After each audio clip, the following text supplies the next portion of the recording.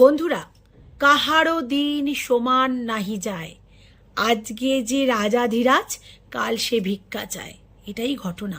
আমাদের পশ্চিমবঙ্গের যুবরাজ বলে খ্যাত অভিষেক বন্দ্যোপাধ্যায়, যখন তিনি তার পিসি এবং সে একটা রাজ গদিতে ছিল, তখন কিন্তু কলকাতা কর্পোরেশনের তরফ থেকে একবারও বলা হয়নি যে অবৈধ নির্মাণ।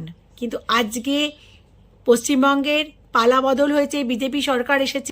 এতদিন রাস্তা জাম করে একদম রাস্তার অনেক অংশ নিয়ে পুরোপুরিভাবে রুজিরা এবং অভিষেক বন্দ্যোপাধ্যায়ের যে স্বাদের বাড়ি গড়ে তুলেছিলেন, সেই স্বাদের বাড়ির অনেকাংশই অবৈধভাবে নির্মাণ করা।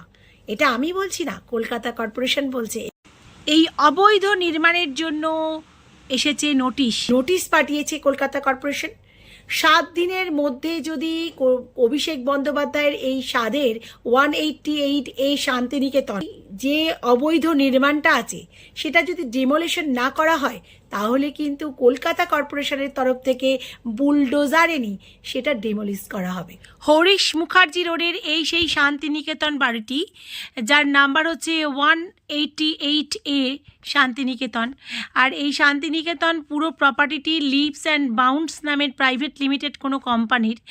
আর আপনারা বুঝতেই পারছেন এই লিভস অ্যান্ড বাউন্ডস কোম্পানিটি কার। হ্যাঁ, ঠিকই ধরেছেন, অভিষেকের মা লতা ব্যানার্জি এবং বাবা অমিত ব্যানার্জির নামে লিভস অ্যান্ড বাউন্ডস কোম্পানিটি। তো এই হরিশ মুখার্জি রোডের বাড়িতেই চলে এসেছে এই ডিমোলিশ করার নোটিশ। যদি 7 দিনের মধ্যে অবৈধ নির্মাণের কারণ না দর্শাতে পারেন, তাহলে কিন্তু কর্পোরেশনের তরফ থেকে কিন্তু বুলডোজার নিয়ে এসে এই পুরো অবৈধ নির্মাণটি ডিমোলিশ করা হবে।